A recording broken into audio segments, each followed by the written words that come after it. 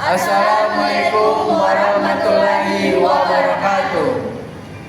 Sebelumnya yang terhormat Bapak Saleh Al-Hamid, SIP, MA, selaku dosen pengampu mata kuliah Literasi Digital. Sebelumnya perkenalkan, nama saya Rifki Muhammad. Saya Suryani Istidris. Stefanina Lahabu. Saya Niluris Nayanti. Saya Nurjana Muhammad. Kami dari kelas D kelompok 2. Di sini kami akan memaparkan materi tentang kawan muda etis bermedia digital. Pilidi pasti sering menemui konten tidak etis bertebaran di media sosial. Efek perilaku tidak etis di media sosial digital tidak hanya pada pelakunya, namun juga pada sasarannya. Hal ini menyebabkan adanya bullying dan toksik. Seseorang yang mendapat bullying bisa mengalami gangguan depresi, kecewa, takut, dan jatuh kepercayaan dirinya. Berdasarkan ruang lingkup tersebut, kawan muda JPLIDI harus memiliki prinsip etis bermedia digital jika menggunakannya. Adapun contoh kasus bullying yang saya ambil dari berita, yaitu terjadi pada salah satu mahasiswa SMP Negeri 8 Depok. Seorang siswa berkebutuhan khusus di SMP Negeri 8 Depok berinisial R 15 tahun diduga menjadi korban perundungan atau bullying di sekolahnya. Setelah insiden bullying yang menimpa seorang siswa anak berkebutuhan khusus, Dinas Pemberdayaan Perempuan, Pengendalian Penduduk, dan Keluarga Berencana Kota Depok langsung bergerak cepat pada tanggal 2 Oktober. Pelaksanaan teknis daerah perlindungan anak mengunjungi Rumah Sakit Brimob tempat korban berinisial R dirawat setelah mengalami luka akibat pelampiaskan frustasinya dengan memukul kaca kelas. Korban R menceritakan kondisi psikologis anak mereka yang mengalami trauma akibat perundungan fisik yang kerap diterima dari teman-teman di sekolah. Korban yang merupakan siswa eksklusif mengaku takut untuk kembali ke sekolah setelah insiden tersebut. Pengertian etika. Etika adalah tentang apa yang baik dan apa yang buruk, dan tentang hak dan kewajiban moral atau akhlak. Etika adalah kemampuan individu dalam menyadari, mencontohkan, menyesuaikan diri, merasionalkan, mempertimbangkan, dan mengembangkan tata kelola etika digital dalam kehidupan sehari-hari. Toksik adalah perilaku hubungan atau lingkungan yang memberikan dampak negatif dan merusak terutama pada kesehatan mental dan emosional seseorang.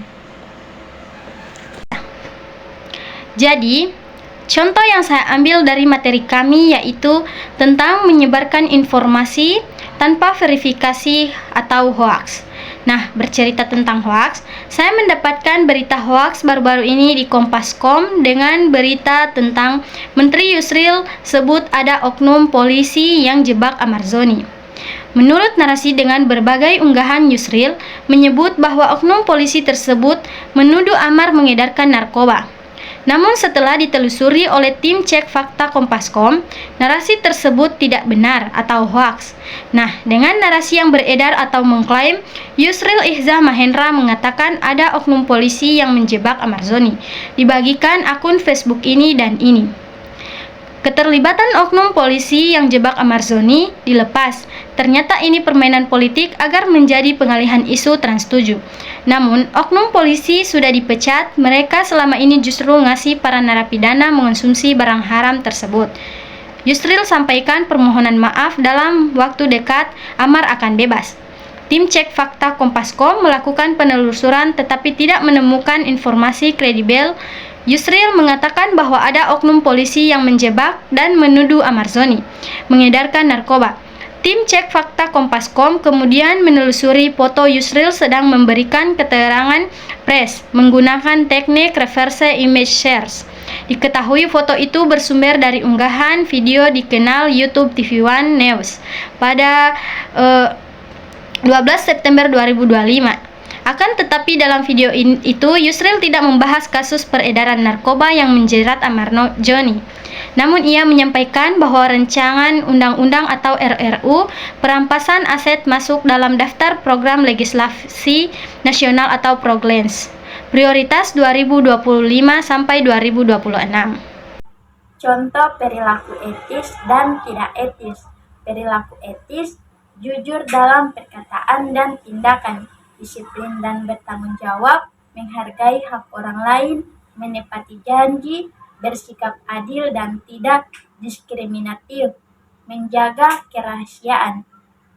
Perilaku tidak etis, berbohong atau menipu, mencuri atau korupsi, ingkar janji dan tidak bertanggung jawab, menyalahgunakan wewenang, diskriminasi dan ketidakadilan, menghina atau merendahkan orang lain. Adapun jenis-jenis perilaku toksis. Yang pertama, perilaku tidak memiliki rasa empati dan simpati.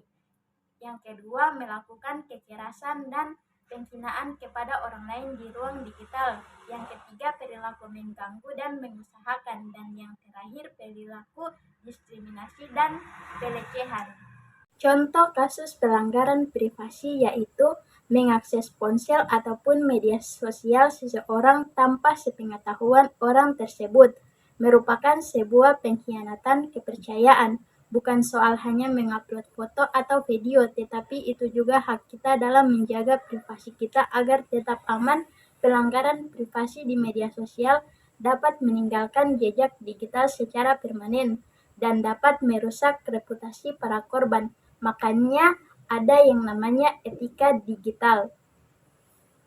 Jadi pada kesempatan kali ini saya ingin menjelaskan tentang dampak perilaku toksik. Yang pertama, bagi diri sendiri, kita bisa kehilangan teman dan relasi sulit dipercaya dan dihargai. Dapat mengganggu kesehatan mental seperti stres, cemas, dan merasa bersalah. Menghambat perkembangan diri dan karir. Yang kedua, bagi orang lain, dapat menimbulkan rasa tidak nyaman dan tertekan, dan menurunkan motivasi dan kepercayaan diri, memicu konflik dan perpecahan. Yang ketiga, bagi lingkungan atau komunitas, dapat membuat suasana menjadi tidak harmonis, produktivitas menurun, munculnya budaya saling curiga dan tidak percaya. Baik, jadi pada materi ini saya mengambil kasus tentang komentar negatif di media sosial. Saya mengambil contoh dari salah seorang selebgram di Indonesia yang bernama Fujianti. Ia sering mendapatkan komentar negatif di media sosial. Kasus ini menunjukkan dampak serius komentar negatif netizen terhadap kesehatan mental. Hujatan yang terus-menerus diterimanya membuat Fuji merasa tertekan, tidak dihargai, dan hampir menyerah pada hidupnya. Peristiwa ini menjadi pengingat bahwa perundungan di media sosial sangat berbahaya, sehingga diperlukan sikap bijak, beretika, dan berempati dalam berkomentar di ruang digital.